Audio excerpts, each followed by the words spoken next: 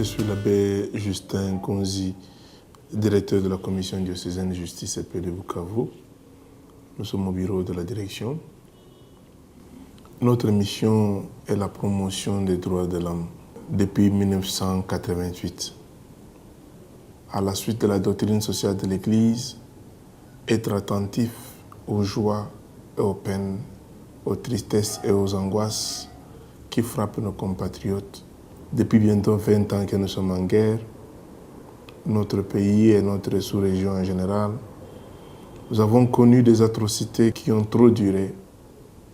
Et parmi les conséquences, il y a eu beaucoup de violations des droits de l'homme. Et les premières victimes furent et sont encore malheureusement les femmes et les enfants. Nous avons identifié cette cible et surtout à Kaniola, un coin qui a été très endeuillé.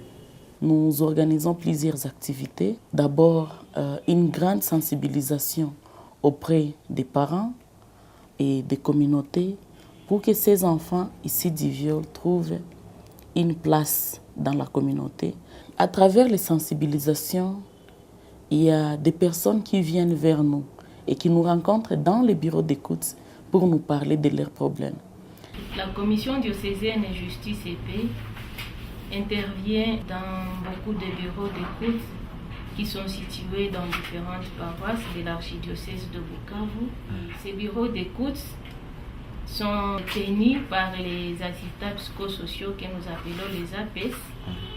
Et ces APES, avant de commencer à travailler dans ces bureaux d'écoute, reçoivent des formations sur la prise en charge des enfants nés de viol, sur la prise en charge de personnes victimes de violences sexuelles et la prise en charge aussi psychosociaux des personnes traumatisées par différents événements de la vie. Et quand elle vient chez nous, elle passe de l'état de la victime à la survivante. À un certain moment, elle vient avec son bagage. C'est ce qu'on appelle des problèmes psychologiques. Ça pèse sur elle. C'est comme si elle portait quelque chose au dos, sur les épaules. Et quand elle vient, ici, c'est important de lui montrer la compassion, de l'écouter, de lui donner des conseils. Les bureaux d'écoute reçoivent les personnes de tout âge, des enfants, des jeunes, des vieillards. Et toutes ces personnes-là nous arrivent. Nous sommes là pour les écouter. Les écouter et pas les juger. Ils parlent, ils s'expriment librement et nous sommes là. Quand il le faut, nous donnons des conseils. Les parents qui ont eu des enfants issus du viol et qui ne les acceptent pas ou qui ont des conflits autour de ces enfants, nous organisons des médiations familiales.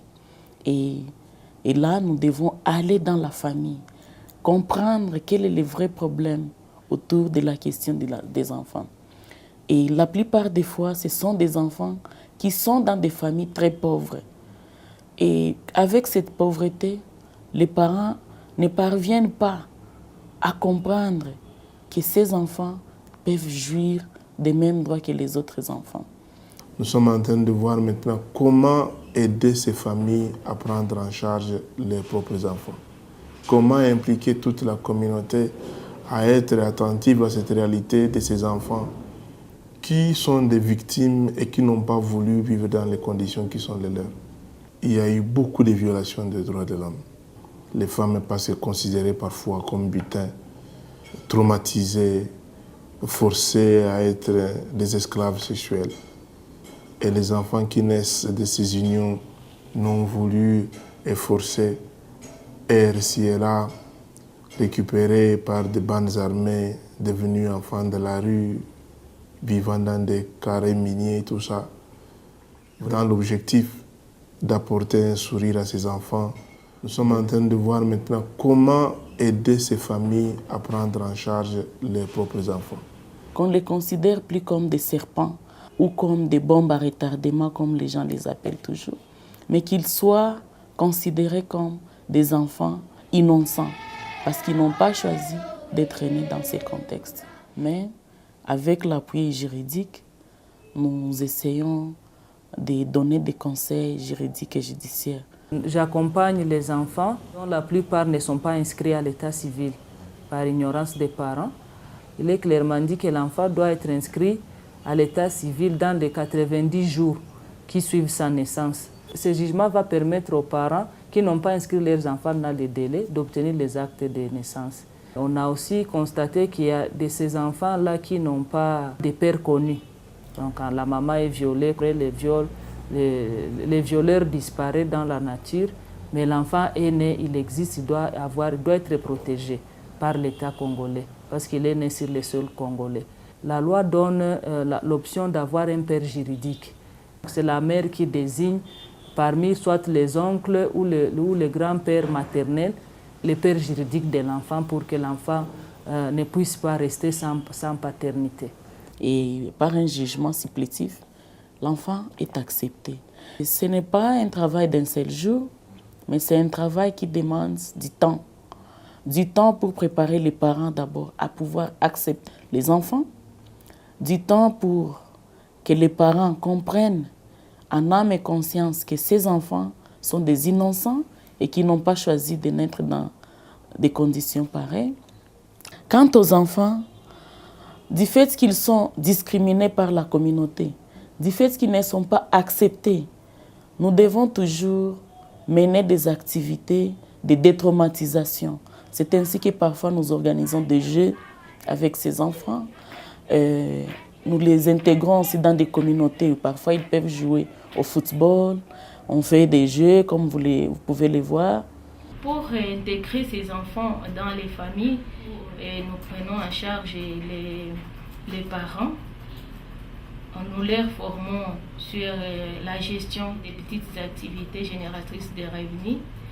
Et après la formation, on leur donne des appuis socio-économiques pour leur réinsertion dans la communauté et dans leurs familles respectives.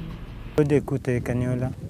Chakarwe nyigirizo z'obuhinzi bushwesi burunzi na okusomesa abana biru ebyo babivugiro mu nkwantyo gwikene ko rugendekire neki tuli rwahinge amashwagiru rugwere bushwesi bw'ubusungu nurwarabalwa nabo rugwere kandi agomenge okusomesa abana hali bulirwe hali abakole bagwere abana bagwere amadiploma banyire rinananga ikira hali ngaha bulya ushimbana nakalamo rwalamaga omudemi lantali wazenga rwakabona emfamu ngweri ngoko rwalamene bulya rwono rwagwere bishwe kwa byahwa rwagweri abana rwabalamisa kwa tabu barasomaga ko kilero gwikene ni rubali basoma juyo kuba mwaruhire mwe mukonkwa obwenge. Nous sommes très heureux de voir que les enfants peuvent être intégrés dans leur famille, que les communautés peuvent accepter certains de ces enfants. Kanyola a été choisi, mais un peu partout au diocèse, il y a des coins comme Kanyola.